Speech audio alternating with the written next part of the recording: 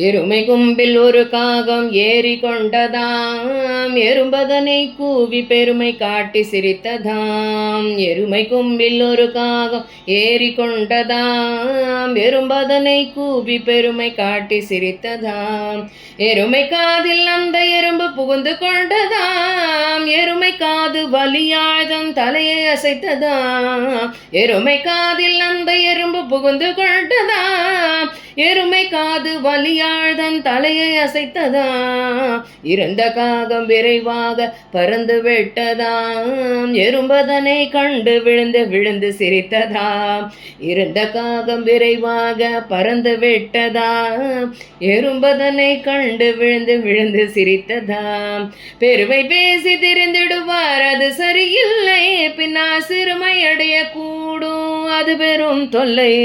பெருமை பேசி திரிந்திடுவார் அது சரியில்லை, பின்னால் சிறுமை அடைய கூடும் அது பெரும் தொல்லை. ஆகவே மனிதராகிய நாம் அனைவரும் பெருமை கர்வம் கொள்ளாமல் வாழ்ந்திடுவோமே. ஆகவே மனிதராகிய நாம் அனைவரும் பெருமை கர்வம் கொள்ளாமல் வாழ்ந்திடுவோமே. பெருமை கர்வம் கொள்ளாமல் வாழ்ந்திடுவோமே. இந்த கதை உங்களுக்கு எல்லாம் தெரியும், புரியும்னு நினைக்கிறேன்.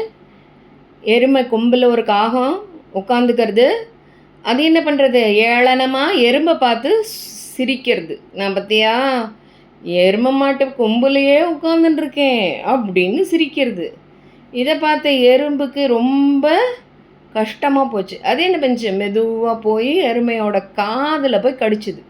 உடனே அது தலையை அடித்து உடனே காக்கா பறந்து போச்சு. இதுலேருந்து நமக்கு என்ன தெரியாது, ரொம்ப என்றைக்கும் ஆடக்கூடாது.